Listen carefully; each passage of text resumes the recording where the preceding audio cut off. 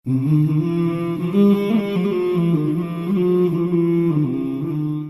pemirsa ketahui bahwa kolesterol ini pada dasarnya 80% diproduksi oleh tubuh. Oke. 20%-nya baru dari luar. 80% tubuh, 20% luar. Dari luar. Tapi kita mempermasalahkan yang 20% terus-terusan ini. Jadi pada dasarnya orang timbul kolesterol karena tubuhnya yang bermasalah. Salah satu organnya adalah organ hati nanti, pembuat kolesterol. Karena kolesterol itu berasal dari kata kole dan sterol. Kole itu empedu, sterol itu adalah makanan atau steroid yang diambil itu ya. Jadi pada dasarnya 80% produksi kolesterol itu diproduksi oleh tubuh.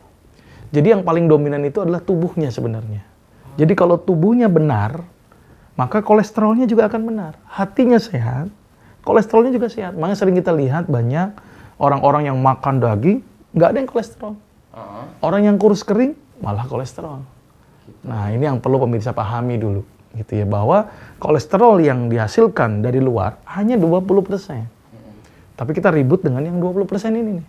Nah, pertanyaannya, untuk mengetahui badannya itu siap menerima asupan-asupan yang seperti tadi kita bahas, daging-daging itu kira-kira dari mana mengetahuinya? Nah, salah satu indikator bahwa hati kita sehat, hati kita baik, karena memproduksi kolesterol itu adalah hati. Itu bisa dilihat dari fungsi hati yang disebut dengan SGOT dan SGPT sebenarnya. Ya. Tapi tetap bahwa makanan memegang peranan 20%. Walaupun 80% oleh hati. Maka itu kenapa ketika kita masak sesuatu lemak masuk ke dalam tubuh, ada teknik yang benar, ada teknik yang tepat sebenarnya. Kambing adalah hewani yang secara teoritis sebenarnya aman. Yang bikin tidak aman adalah prosesnya, ini yang jadi masalah.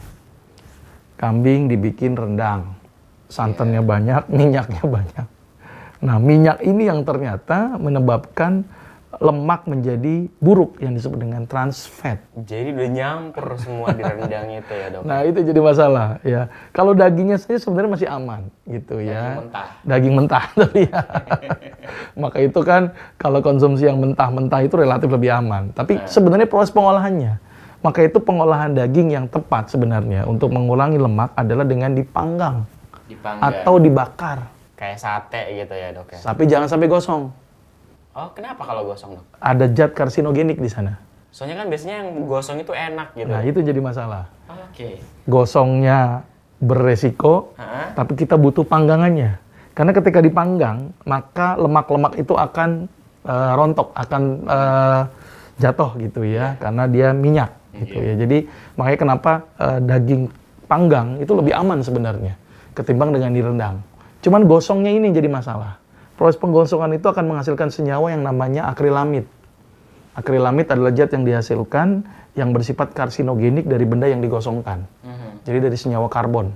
Nah, ini cukup berisiko menyebabkan timbulnya tumor dan kanker. Nah, Dok, kalau misalnya sate yang misalnya sembari dibakar diolesin minyak atau mentega itu gimana?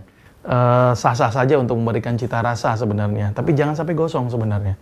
Yang jadi masalah itu adalah gosongnya itu tuh. Ayam bagus, tapi ketika gosong jadi masalah gitu loh ya.